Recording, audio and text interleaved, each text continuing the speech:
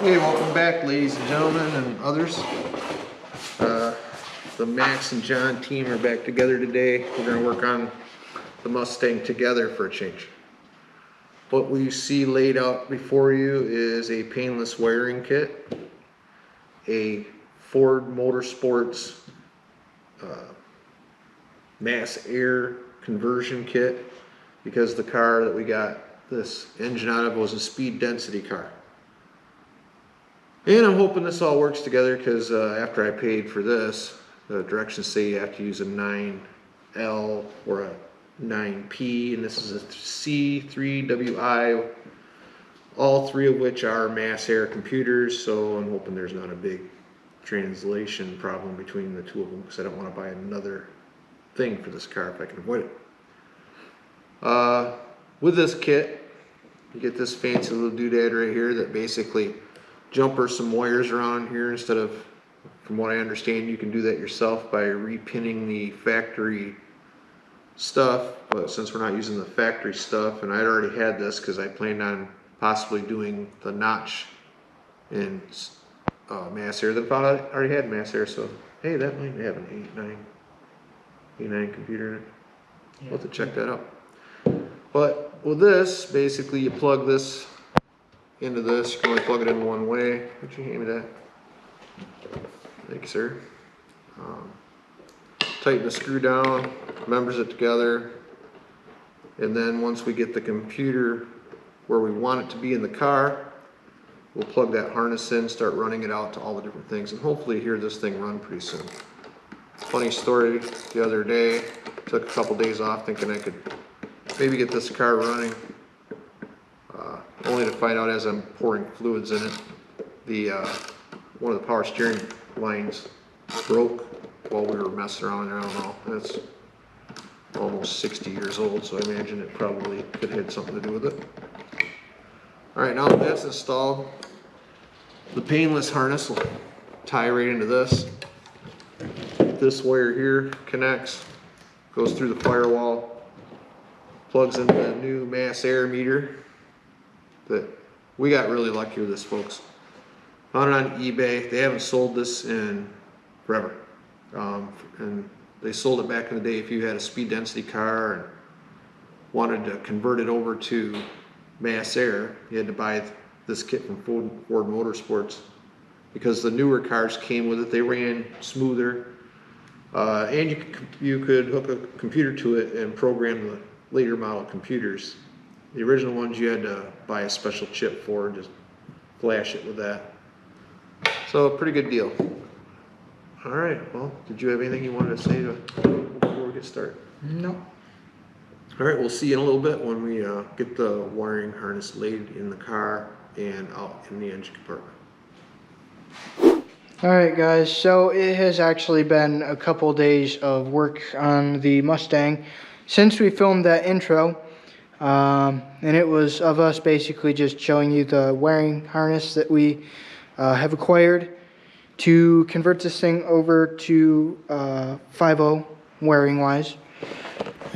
So in here, Dad has done all of the wiring. The first day we basically just ran the wiring through the firewall and got the computer mounted. And then just yesterday, or no, today actually, he loomed it all up and wrapped it. This right here goes to the IAC and the throttle positioning sensor. We have all the injectors wired. The TFI, I'm gonna leave that in there too. The temperature sensor for the air intake. I'm waiting on a fitting for this here.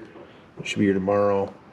because Fox body originally had 2 steel lines that went back to the heater. We didn't use that, and I need a place to put the coolant temperature sensor, so this is going to get replaced with a T.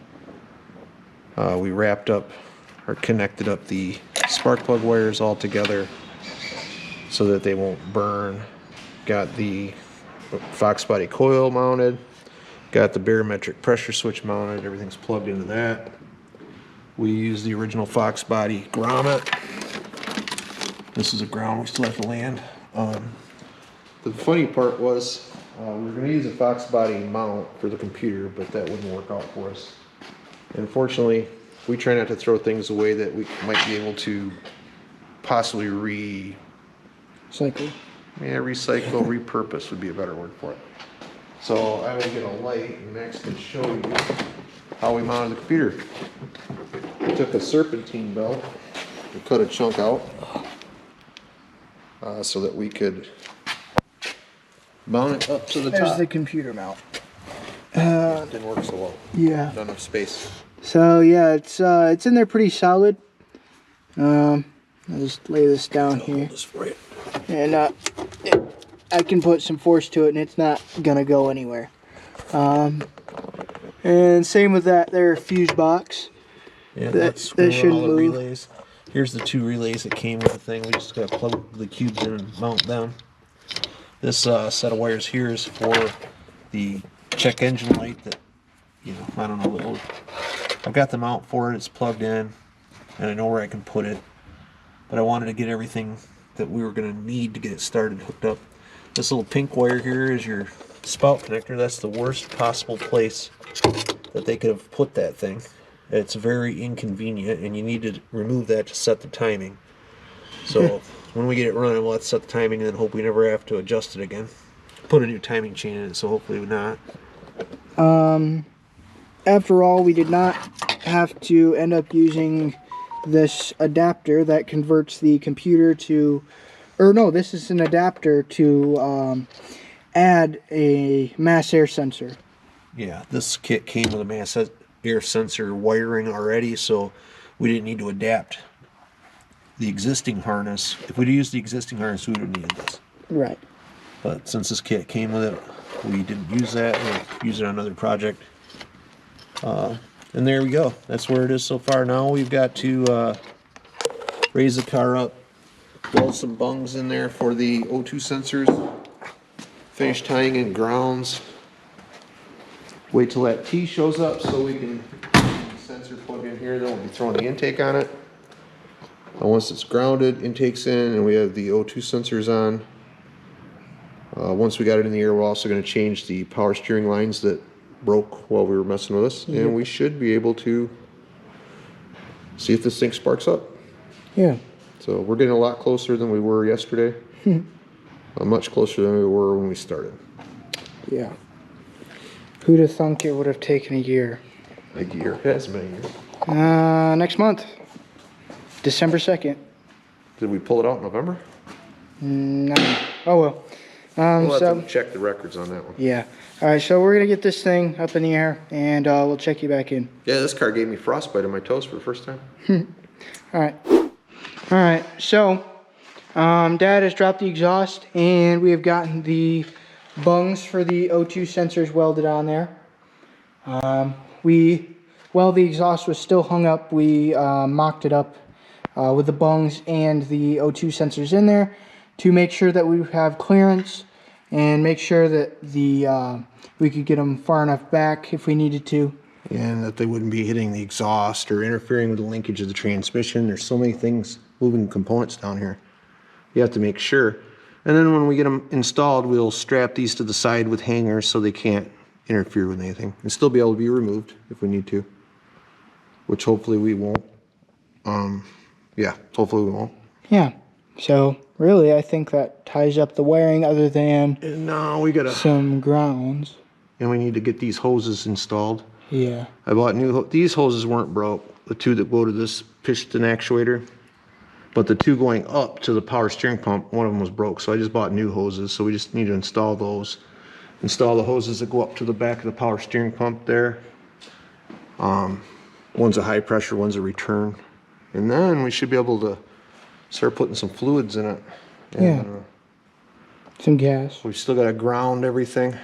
Yep. To include the battery wire that's just sitting here, because we had to take it off to do some stuff with the bracketry. But there's the bolt hole for it right there.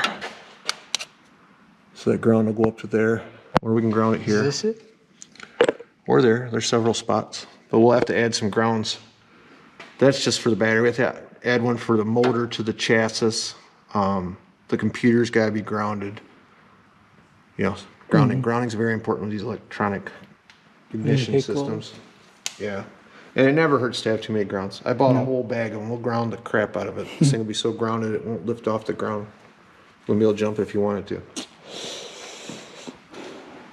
So, yeah, anything we can really cross off the list?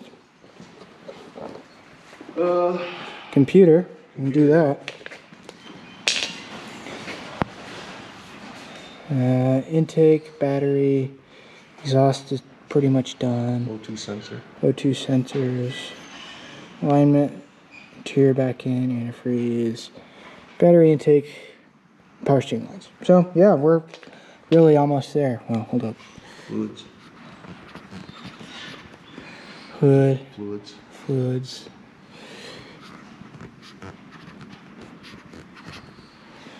Yeah, so getting there. I can't get the cap back on the marker. There we go. All right. Well, that is going to do it for this video. Honestly, I think it's pretty short. So yeah, we tried not to make it too long. we had a pretty long video last week. So And if you just seen how long it took me to wrap all those wires and route them everywhere, it took probably 6 hours. That would have been a very long video. yeah, And painless kits, it's a good kit. yeah, They don't give a lot of good instructions. I mean, for a novice in routing, they just tell you to keep everything tight and away from stuff that's going to be sharp and hot.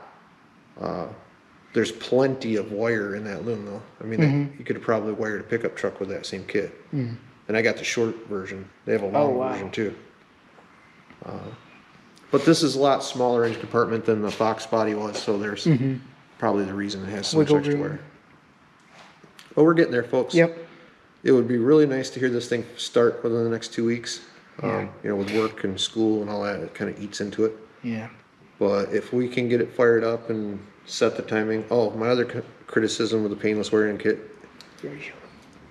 I did? Yeah, Oh, never mind. I showed you that The- TPS yeah, the plug. spout connector. What a Spout terrible connector. location. To have to pull the glove box every time you want to time the vehicle. Yikes. Yeah, I'm this close to just cutting the wire and extending it out to the firewall. But whatever. Still a nice kit Yeah, for the price. yeah, All in all, long story short, would have been cheaper to buy this engine and transmission and a did Holley the Terminator Holley kit. Sniper. Yeah, and just called it a day. Yeah, With a throttle body intake, could have slapped one of those on there and this thing would be done already. But this has been a learning experience for both of us. oh yeah, I'm not never saying done it- one of these before. And I'm not saying we'd never do it again. Yeah. We had to learn a lot of curves that there's just not a lot of information on. We're figuring out as we go along. But I would much prefer to do a Chevy. Oh yeah, Much easier. But learning what we did, I think that if we did another one, it would go a lot quicker. I'd know what to order, Yeah. what to watch out for. I would probably get a pulley kit because that took a lot of time fabricating the brackets to make this jive. yeah. But I don't know that I do another one. I'm not a huge first generation Mustang fan out there. Sorry to you guys that are. I'm more into the Chevy trucks. well, if you were going true first gen, it would have just been a carburetor on a regular engine. Yeah. This would have been done in about a day. Honestly, it's just this extra wiring. Yeah, Adapting things that there just wasn't adapters that I could find for, but we're getting there. yeah. We're real close. But have a good night. Tell a friend. Hit that like button. Hit the subscribe button. Tell your friend to do the same thing. Make your kids do it. Anybody else that's got a YouTube screen, Yeah, and then give us our comments on what you think so far. yeah. He's starting to get a hold of the YouTube outro thing. All right, bye. See you next week.